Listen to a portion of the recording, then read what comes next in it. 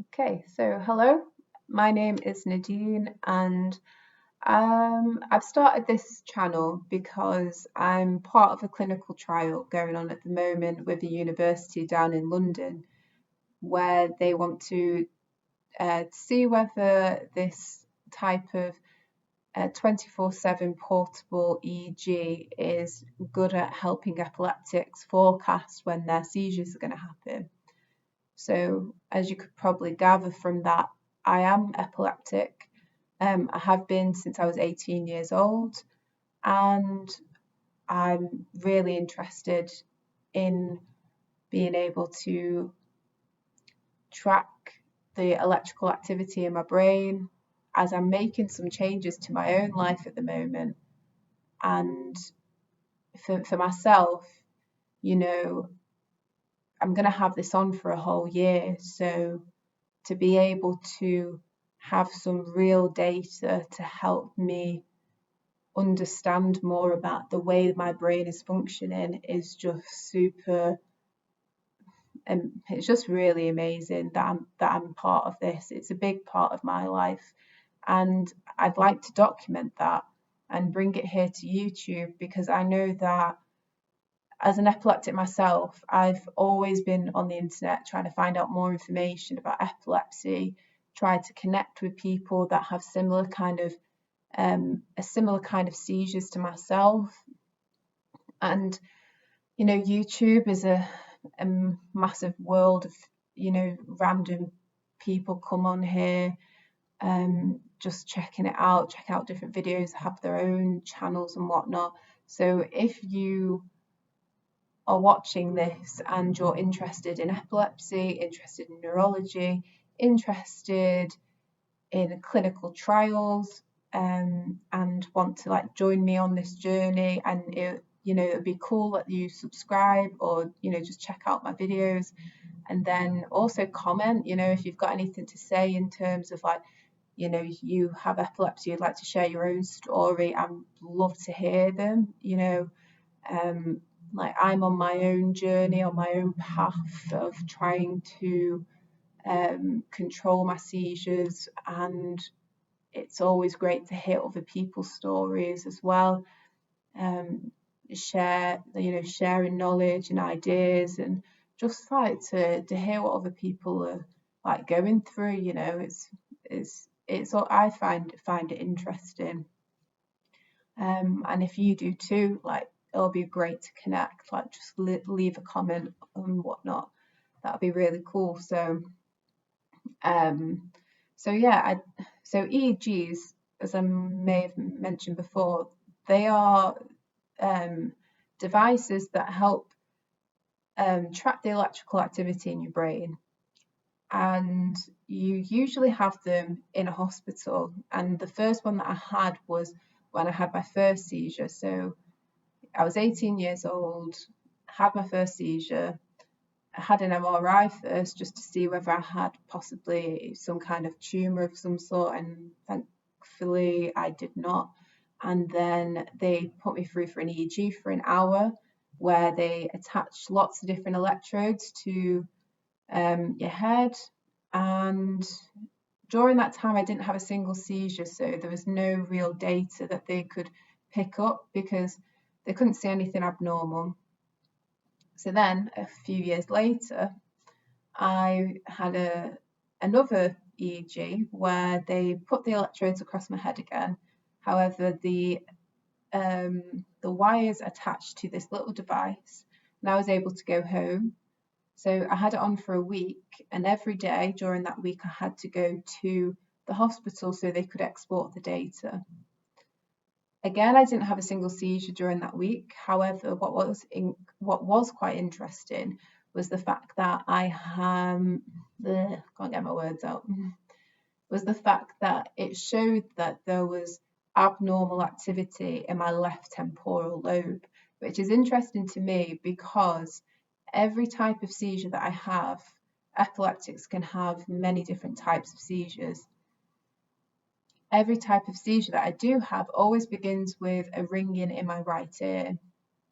So that was interesting.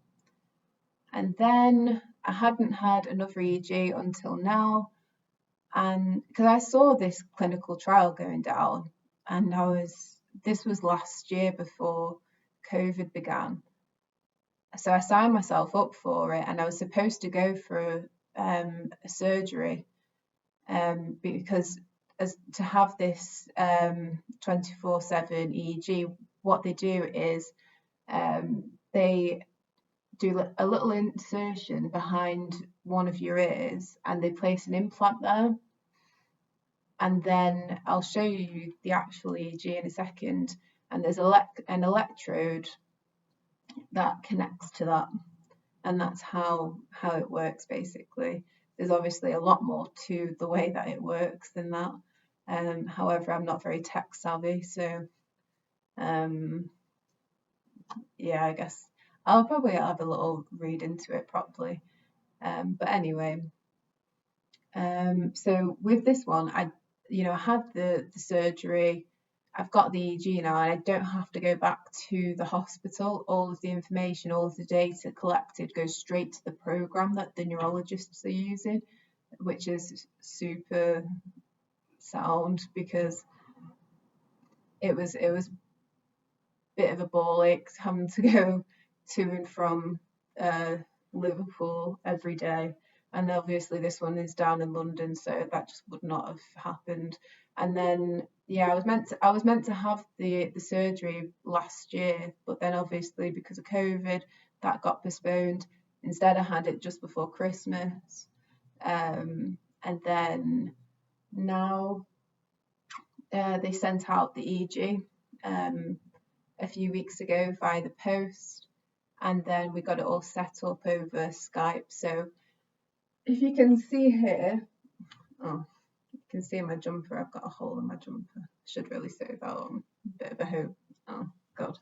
Anyway, right. So anyway, so there's a little magnet here that looks like a nice little brooch, I guess, and underneath is the device, which you can. Lighting in here isn't very great, and I'm filming just on the webcam, so you can kind of see the device a little bit better.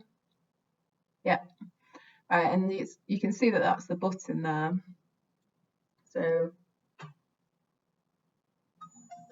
switches off and switches back on again. Brilliant. Then there's this wire, quite long, and with some double-sided tape. It's on the electrode. It can connect to the implant, so you can hear it pause. That's just to let me know that it's not connected, and you'll be able to hear. Took a while. It connecting to the implant. So just make sure that's on. The double-sided tape that they give you is like really strong, so it's like it's pretty sound. And you, to be honest, like you forget that it's there half the time. You take it off if you're like having a shower or whatever, or if I'm going out for a run. So yeah, it's really not that bad. And having the implant in, that really wasn't bad at all either. And before I had the electrode connected to it, again, I forgot it was there. Once it healed and everything, it's just you don't even feel it. So yeah, so I've got this on for the year. The university also developed a app called Seer, which I would recommend to anyone who has epilepsy. It's spelled SEER. It's completely free, and you can use that to update when you're having your seizures, like the date, the time, the duration, whether it's a big, normal or small one. So as I mentioned before, that there are many different types of seizures that epileptics can have. So on there they use the type, big, normal or small. So if you can figure out for yourself a key to yourself. So for me, like a small seizure would be something like an absent seizure, where I get the ringing in my right ear and then maybe a feeling of deja vu. I'm not able to speak properly. If I'm in the middle of reading, I can't read. And that will last maybe about 3 seconds. So again, it asks you the duration. So about 3 seconds. Then a normal seizure will be all of that, but feeling a lot more intense and going on for a little bit longer. So maybe like 5 to 10 seconds. And then a big seizure would be something like a grand mal seizure, where I'll have again all of that, as well as the unconsciousness.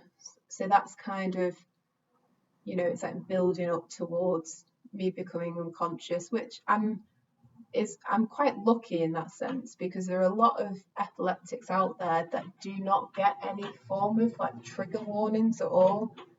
Whereas for myself, I've been out on a run before and put myself in the recovery position on the side of the road, because I just knew I was about to have a seizure. So pretty lucky in that sense.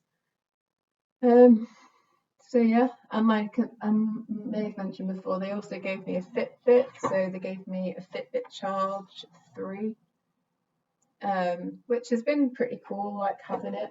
It's able to tell if you're sorry, like running or walking. So can give you like an estimate of like how much energy you're using in the day. It tells you what like your resting heart rate is and keeps a record of your heart rate.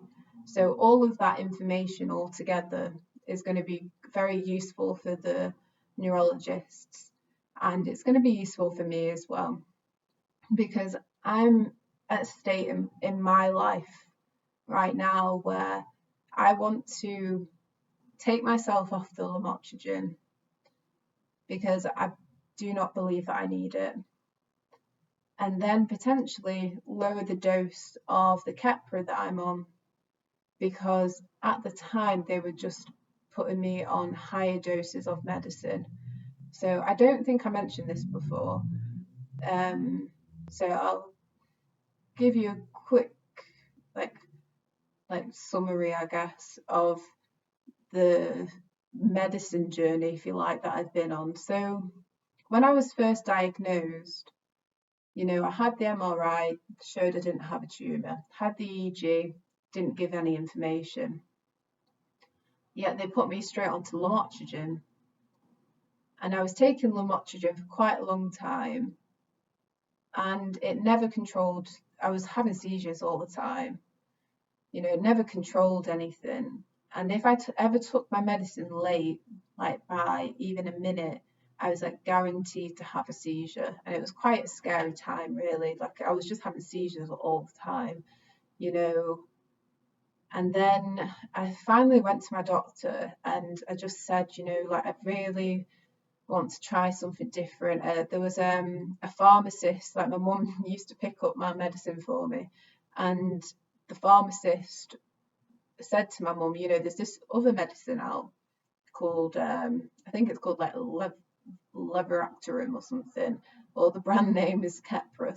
It's easier to remember.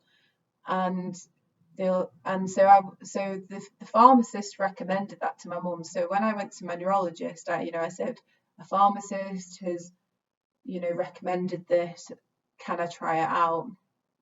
And they were a bit funny about it. I think she was a bit offended that I was taking a pharmacist's advice over her own. Yeah, I didn't really like her. I ended up changing neurologists because I didn't like her that much. So she then put me onto that and kept me on the lamotrigine. I ended up getting a new doctor, a new neurologist, and again he kept me on both medicines. And as I was still not getting any better, they just kept upping the dose, and then eventually started giving me clobazam as well. So I have a bit of a stock of clobazam in the house because, you know, they gave me a prescription for clobazam and said, you know, if you're feeling like you're going to have a seizure, you're not feeling too well that day or whatever, take some clobazam. Yeah, I just don't like doing that, you know. I've got so much clobazam in the house now. I just don't need it necessarily. I don't want to get hooked on another type of medicine. So, so I ended up saying to my doctor last year, you know, I don't think I need lamotrigine. You know, I was on it first. It never controlled anything. So, and the side effects to it, you know, my memory was awful. I just felt like shit every day. Near enough. I was just like, can I just take myself off it? So for the past year, I've been reducing that lamotrigine, and I'm now just on 100 milligrams. So it's going to be pretty sound with this EEG to see when I finally come off it completely. You know, I'm going to be reducing my morning dose to 25 at the end of this month, and then so on. So it's going to be pretty exciting to see what kind of data comes from that, to see how my brain's functioning, and to see that hopefully that I didn't even need the lamotrigine, and then hopefully to start reducing the Keppra, because I was going through years of just having that medicine upped and upped and up, the dose upped and up. And maybe it didn't need to happen. Maybe there's potential that I don't even need the Keppra, and I could potentially look after myself through sheer like healthy lifestyle, healthy eating, like lots of exercise, meditation. Like I'd love to be 100% natural. So if there's anyone out there that has watched this, has got this far, because this has gone on for quite a while, if you have a similar kind of story to my own, and if you know of ways to look after yourself in a more natural way, I'd love to hear that. If anyone out there wants to share your story, like please comment with your stories as well. I'd genuinely love to read them. And I'm just gonna keep putting some videos out there about how everything's going, because I know when I first got epilepsy, I was scanning the internet just trying to find people to talk to I was reading so many things on Reddit and whatnot, you know, different people's stories and whatnot. So yeah, I want to share with you and document how this EEG is helping me. That, you know, I may have said this before, but I'm going to be having monthly meetings with the neurologist, so I'll be able to give you an update on how helpful this is, and if you ever get an opportunity from your doctors to have one of these, whether I think it's worth having it done. I mean, so far it seems like a great idea. So if you're interested in that, then please, subscribe, keep checking out my channel to see if there's any new videos if you're interested, and if you want to connect in some kind of way, like I said, leave a comment. That'd be really cool. So yeah, I'm going to stop chatting because I can literally just chat for England. So